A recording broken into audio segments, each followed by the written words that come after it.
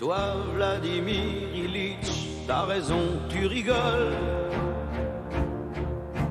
Toi qui as voyagé dans un wagon plombé. Quand tu vois le Saint-Père, ton cousin de... Alors on va voyager, en général, notre partenaire Géo nous fait voyager, mais là, ça sera plus politique que touristique, Oui, Marie. oui Thierry, nous allons nous intéresser et aborder un thème extrêmement intéressant puisqu'il s'agit du communisme.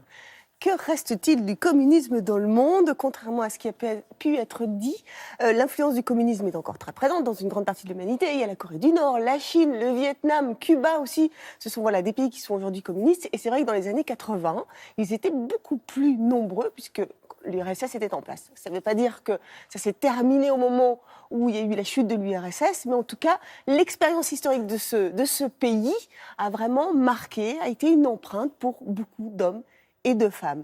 Donc voilà, 100 ans après la révolution russe, que reste-t-il du communisme dans le monde? Explication tout de suite, regardez.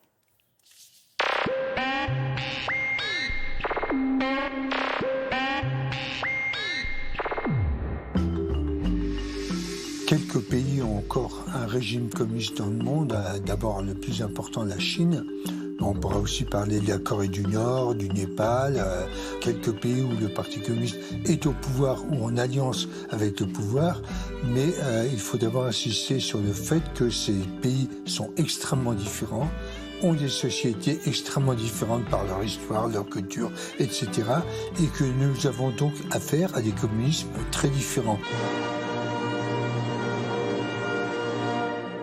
Le communisme, encore aujourd'hui, en Russie, est l'objet de phénomènes contradictoires et complexes. Il a suscité un très fort rejet de la population et maintenant il ressuscite une très forte nostalgie de la population dans la mesure où le communisme en Russie, c'était quoi?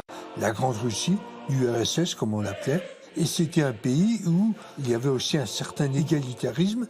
Or, actuellement, que voyons-nous? D'une part, la Russie était humiliée après la chute du communisme, et ça Poutine l'a très bien compris, il fait tous ses efforts pour redonner à la Russie un rôle de grande puissance mondiale. Et d'un autre côté, on voit les inégalités se développer partout dans le monde.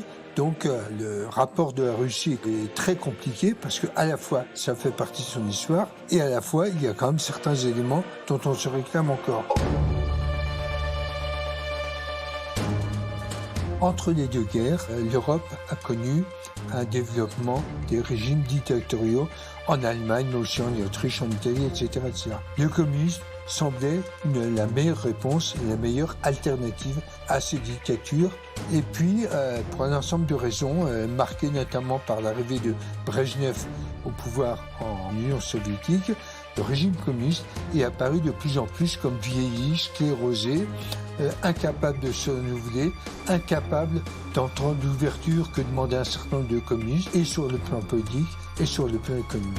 Il faut nécessairement dans ce pays réaliser l'union des forces ouvrières et démocratiques si nous voulons changer.